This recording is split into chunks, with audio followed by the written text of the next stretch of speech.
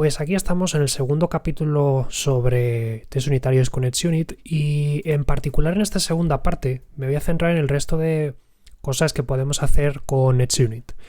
La gente que a lo mejor haya trabajado con frameworks orientados a la programación orientada a pruebas, como por ejemplo aquellos que son tipo spec, como por ejemplo RSpec o Jest o similares frameworks que hay en otros lenguajes de programación, probablemente conozca la posibilidad de agrupar tests. En cierto modo, lo que estamos programando aquí en NetUnit se parece a ese concepto.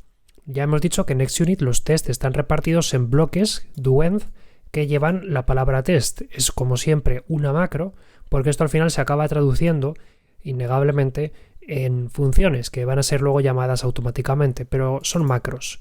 Y en otros lenguajes de programación existe la noción de un bloque para agrupar tests relacionados entre sí.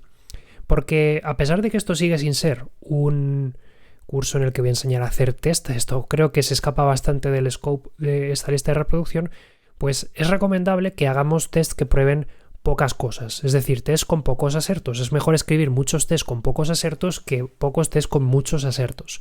Por una razón muy simple, porque así podemos probar de golpe muchas más condiciones y podemos tener test orientados a probar un comportamiento específico acerca de un módulo o de una función, que es lo que al fin y al cabo queremos hacer en muchas ocasiones, comprobar que ante los inputs adecuados tenemos los outputs adecuados, y eso lo podemos hacer con uno o dos asertos, no tampoco gran cosa, a no ser que queramos ahorrar por alguna razón, por ejemplo porque veamos súper absurdo tener 8 tests para probar 8 casos distintos. Pero lo normal será que tengamos tests que prueben cosas concretas. Y claro, si vamos a acabar poniendo un montón de bloques test, estaría bien poder agruparlos. Y para eso, en Elixir también tenemos, como en otros frameworks de testeo, la palabra describe, ¿vale? Que describe sirve para agrupar por carpetas test que se comporten de forma parecida. Por ejemplo, la calculadora podemos pasarle como parámetro al describe y dentro del bloque doEnd correspondiente vamos a escribir los distintos tests que conforman este bloque la calculadora. Y con eso, entre otras cosas, la consecuencia es, para empezar, que en caso de que falle alguno de estos tests, el mensaje de error que nos va a dar no solamente va a incluir estos strings que estamos poniendo, que son los que mostraría la suite de test en caso de error, va a incluir también el describe. Entonces, esto es como en otros entornos de testeo. En caso de que este test falle, este test será la calculadora suma dos números, no solamente suma dos números a secas, como veíamos, por ejemplo, aquí, test resta dos números. Tiene poco sentido porque lo estamos escribiendo en Spanglish, pero si yo programas en inglés quizás tendría más sentido verlo integrado, pero bueno. Una consecuencia que a lo mejor alguien se espera que esto sea verdad por lo que ha visto en otros lenguajes de programación y que no se cumple. En Elixir, en NetUnit, los describes no tienen pinta de que soporten anidación, es decir, no podemos meter un describe dentro de otro. En parte tiene sentido hasta cierto punto que no lo soporte, porque después de todo esto son macros, como siempre, o sea, se traducen en más funciones, así que tiene sentido que el lenguaje no te permita describir de una forma tan rica una jerarquía arbitraria de funciones, pero aún así es una cosa que por otra parte se lo echa un poquito en falta. Con esto del describe y del test, pues podemos escribir nuestros propios asertos. Siempre asertos no tiene por qué. Yo aquí estoy utilizando todo el rato la palabra assert, que sirve para devolver un error, o más bien anotar un error en esta suite de test, en caso de que lo que le pasemos como parámetro no sea una expresión verdadera. Pero no tiene por qué ser siempre una expresión verdadera. Podemos querer testar expresiones falsas. Por ejemplo, podemos querer expresar que una colección a la que le hemos empujado un elemento nunca puede tener longitud cero, por poner un ejemplo, o que alguna condición matemática que nunca se deba cumplir. Pues para ese tipo de circunstancias, aparte de assert, tenemos la palabra clave refute, que es una macro similar a assert en el sentido de que también le pasamos algo que puede ser verdadero o puede ser falso.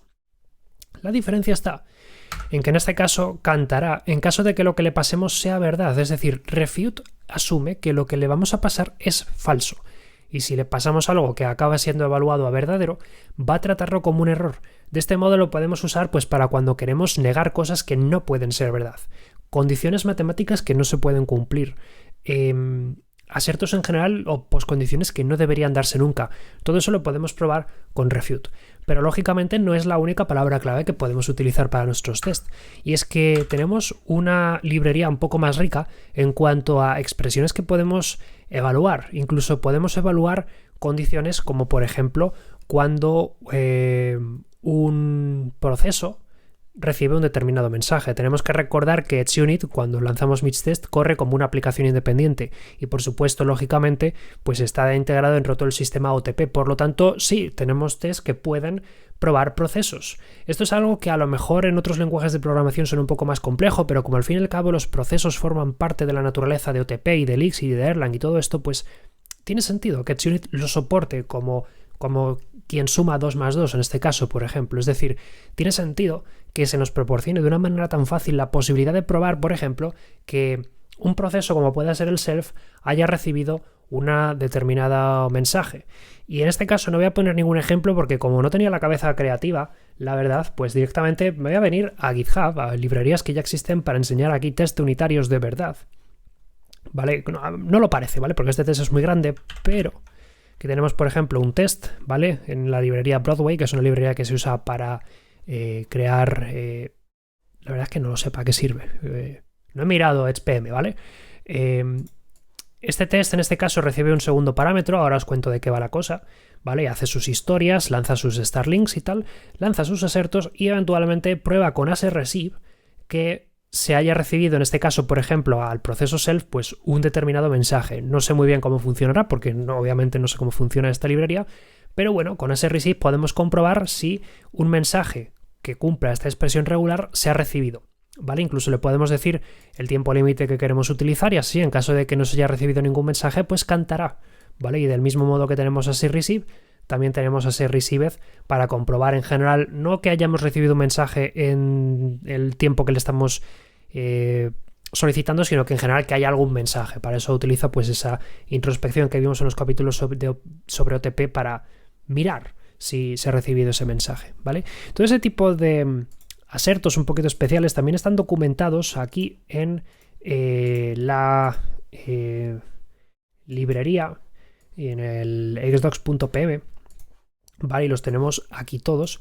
Por ejemplo, pues eso, los asr receive, los asReceived, que son los que digo, los refutes y todos esos, o por ejemplo asRaise, si queremos comprobar que cierto código lanza algún tipo de error.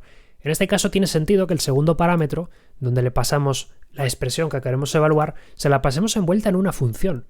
Quien haya programado con RSpec o quien haya programado con Jest o con librerías de testeo similares, sabe que estas cosas también pasan en este tipo de lenguajes de programación. El código que puede lanzar errores lo tienes que meter en una función porque si no te va a interrumpir las UDTs. Pues aquí 3/4 de lo mismo. Si quisiésemos probar un raise, pues tendríamos que meterlo envuelto en una función para que el EdgeUnit también pueda controlarlo, porque si no se va a interrumpir la ejecución del test, como es lógico. Hablemos un poquito acerca de este pequeño detalle que teníamos aquí arriba. Este segundo parámetro que recibe la función test. ¿De dónde viene? Bueno, viene de una cosa que tenemos aquí más arriba y que ahora os cuento yo tal cual en Vim, porque aquí sí que quiero pintar cosas, que es... Aquí hay muchísimo código. No hagáis test tan grandes. O sí, yo qué sé, haced lo que queráis. Yo solamente aquí estoy contando cosas. Bueno, no viene aquí. Sí, está aquí, que es setup, ¿vale? Setup es un bloque adicional que podemos utilizar en el caso de que vayamos a escribir test, por ejemplo en un describe o tal cual en un devmodule, para escribir código que se tiene que ejecutar antes de correr los tests. Y eso lo podemos usar, por ejemplo, para levantar precondiciones o cosas que tienen que estar en ejecución antes de correr los tests. Sobre todo para que no estemos escribiéndolo todo el rato. Imaginad que estamos haciendo aquí un test para un módulo y ese módulo incluye un par de genservers. Sería un poco aburrido que en cada test, cada llamada test, tengamos que estar escribiendo siempre .start o starlink o lo que sea. Pues podemos escribir un bloque que sea el bloque setup, que tiene su doend, por supuesto, y aquí meter código que queremos que se ejecute siempre que se lance uno de esos tests. Por ejemplo, yo voy a poner un put-s que sea pues setup global. ¿Ok? De hecho, voy a poner otro test aquí. Voy a poner un assertrue porque me da bastante igual. Para que veamos que si dentro de este bloque describe meto otro setup, pues podemos tener múltiples setups. Entonces aquí se van a imprimir un montón de setups ahora cuando lo ejecute, ¿vale? O sea, un montón de puteses quiero decir. De hecho, los vamos a probar. Vemos aquí setup global, setup global, setup global, setup local, setup local. Han aparecido 3 globales y 2 locales. Creo que si sumamos tiene sentido que hayan aparecido 3 y 2, porque al fin y al cabo tenemos 3 test en general que van a lanzar este setup, pero luego estos dos, además del setup global, van a correr este otro setup. Es decir, podemos tener múltiples setups y con eso se van a ir invocando pues todos los que hayamos puesto. De hecho, incluso podemos tener un setup y pasarle como parámetro un átomo, por ejemplo, hello world. Y este átomo tiene que coincidir con el nombre de una función privada que se tiene que llamar exactamente así y que de hecho tiene que tener aridad 1 y donde podemos poner pues más código que queramos que se ejecute al lanzar los tests, ¿vale? Ahí vemos el hello world. ¿Y qué rol juega ese parámetro que os contaba?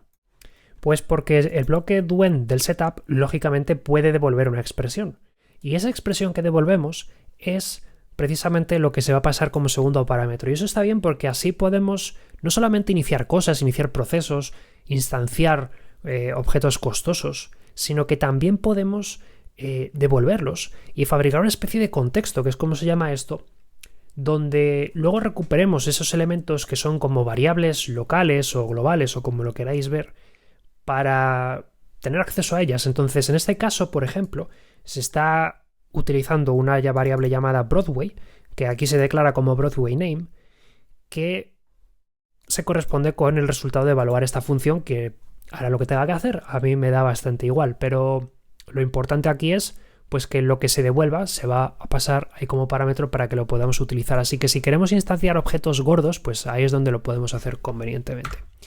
Y similar a setup, tenemos setup all,